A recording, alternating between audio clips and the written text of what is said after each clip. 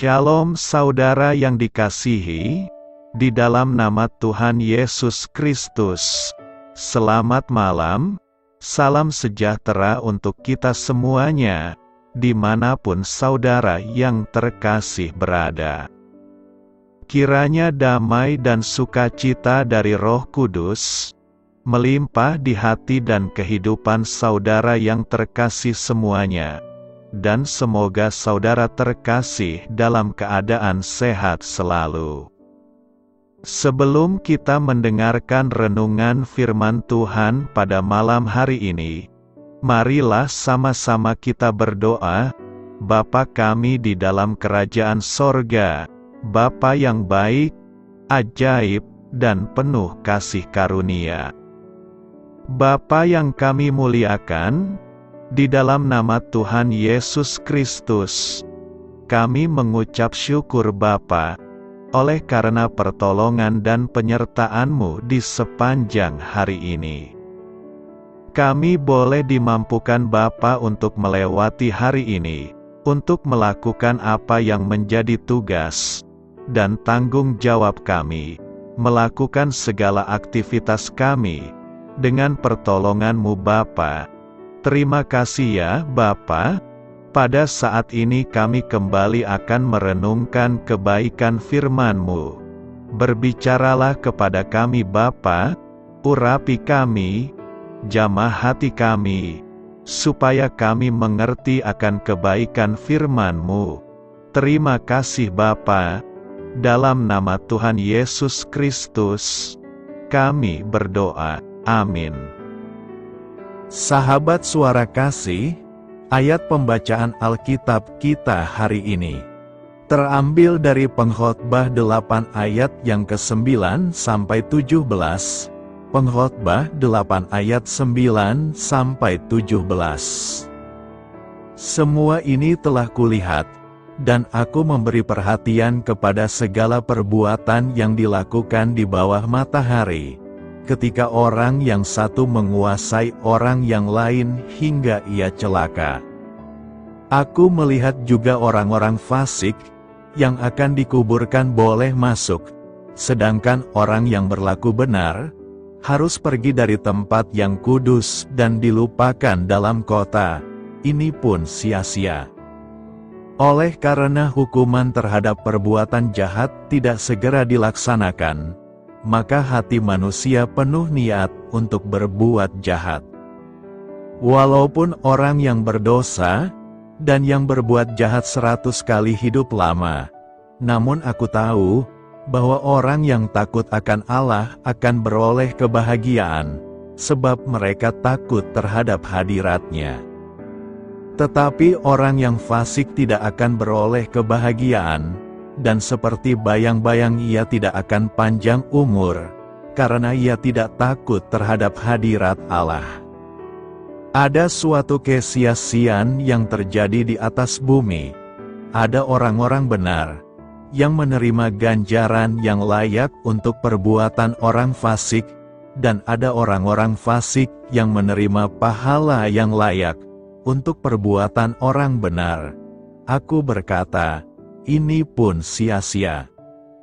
Oleh sebab itu aku memuji kesukaan, karena tak ada kebahagiaan lain bagi manusia di bawah matahari, kecuali makan dan minum dan bersukaria, itu yang menyertainya di dalam jerih payahnya seumur hidupnya, yang diberikan Allah kepadanya di bawah matahari. Ketika aku memberi perhatianku untuk memahami hikmat, dan melihat kegiatan yang dilakukan orang di dunia tanpa mengantuk siang malam, maka nyatalah kepadaku bahwa manusia tidak dapat menyelami segala pekerjaan Allah yang dilakukannya di bawah matahari. Bagaimanapun juga manusia berlelah-lelah mencarinya, ia tidak akan menyelaminya, walaupun orang yang berhikmat mengatakan bahwa ia mengetahuinya, namun ia tidak dapat menyelaminya. Sahabat suara kasih, ayat emas renungan kita hari ini adalah Pengkhotbah 8 ayat 15. Oleh sebab itu aku memuji kesukaan, karena tak ada kebahagiaan lain bagi manusia di bawah matahari, kecuali makan dan minum dan bersukaria, itu yang menyertainya di dalam jerih payahnya seumur hidupnya, yang diberikan Allah kepadanya di bawah matahari. Judul renungan kita hari ini adalah Sukacita dalam Hikmat Tuhan. Ditulis oleh Kirsten Holmberg, sahabat suara kasih. Setiap kali musim semi tiba, bunga-bunga sakura yang harum tumbuh mekar dan membanjiri Jepang, dengan keindahan warna merah muda yang pucat maupun cerah, memanjakan indera penduduk lokal dan wisatawan yang menikmatinya. Mekar bunga yang tidak bertahan lama tersebut, mendorong kesadaran orang Jepang untuk menikmati keindahan dan aromanya selagi masih ada. Singkatnya, pengalaman itu bahkan menjadikannya lebih berkesan dan emosional. Dalam bahasa Jepang, usaha menikmati sesuatu yang begitu cepat berubah itu disebut mono no aware. Sebagai manusia, wajar apabila kita mencari-cari dan berusaha mempertahankan perasaan yang senang. Namun dengan menyadari bahwa hidup ini dipenuhi kesulitan, kita harus mengembangkan kemampuan untuk memandang rasa sakit maupun kesenangan melalui kacamata iman kepada Allah yang Maha Kasih. Kita tidak perlu terlalu pesimis memandang hidup ini, dan sebaliknya, kita juga tidak perlu terlalu optimis sampai-sampai bersikap tidak realistis. Kitab Pengkhotbah menawarkan teladan yang bermanfaat bagi kita. Meski kitab ini terkadang dianggap berisi sekumpulan pernyataan negatif, Raja Salomo yang menulis bahwa segala sesuatu adalah sia-sia, juga mendorong pembacanya untuk menemukan sukacita dari hal-hal sederhana di dalam kehidupan, dengan berkata, tak ada kebahagiaan lain bagi manusia di bawah matahari, kecuali makan dan minum dan bersukaria. Sahabat suara kasih, musim seperti apa yang sedang Anda alami saat ini? Bagaimana Anda dapat menemukan sukacita di dalamnya? Marilah kita renungkan, sukacita akan dialami ketika kita meminta Allah memampukan kita untuk memahami hikmat dan belajar untuk mengamati segala pekerjaan Allah, di masa suka maupun duka, dalam kesadaran bahwa kedua masa itu selalu hadir bergantian di dunia ini. Bapa, terima kasih, karena Engkaulah sumber keindahan dan sukacita dalam hidup kami. Amin. Tuhan Yesus memberkati. Saudara yang terkasih, demikianlah renungan kita pada malam hari ini. Semoga menjadi berkat dan kebaikan bagi kita semuanya. Dan untuk menutup renungan kita pada malam hari ini, marilah kita berdoa. Bapa kami yang di sorga, Bapa, di dalam nama Tuhan Yesus Kristus, kami bersyukur Bapa, karena Engkau memberikan begitu banyak berkat di dalam hidup kami. Ajarlah kami Bapa, untuk selalu mengucap syukur kepadamu setiap hari. Terima kasih juga Bapa, untuk pertolongan, penyertaan, dan juga atas berkat-Mu. Kami berbahagia dan bersyukur Bapa, atas kebaikan Tuhan di dalam hidup kami. Terima kasih untuk penyertaan-Mu Bapa, di sepanjang hari yang telah kami lewati. Hingga pada malam hari ini, kami boleh bersyukur lagi di hadapan-Mu Bapa, melalui doa dan renungan malam hari ini.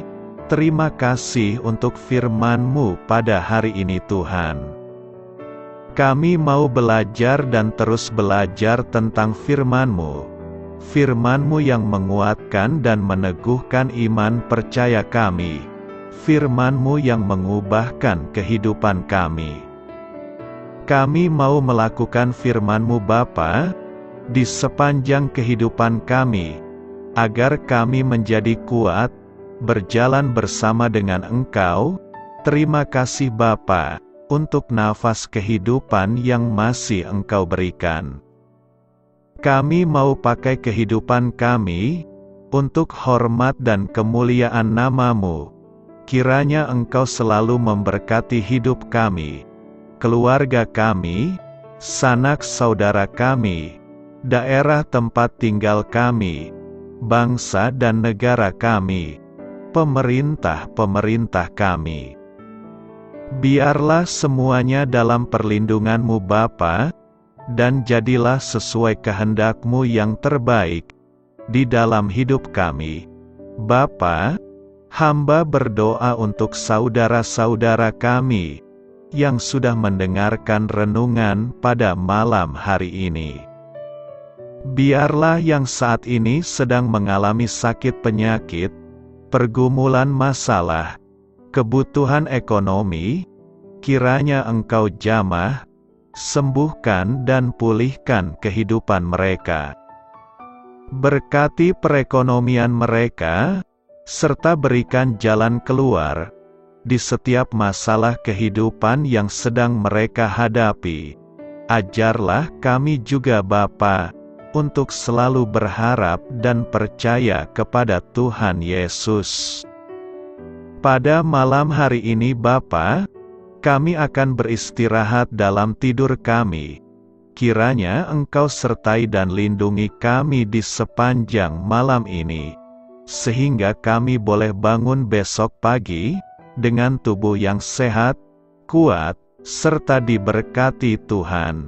Terima kasih Bapa, inilah yang menjadi doa dan permohonan kami. Dalam nama Tuhan Yesus, kami berdoa. Amin.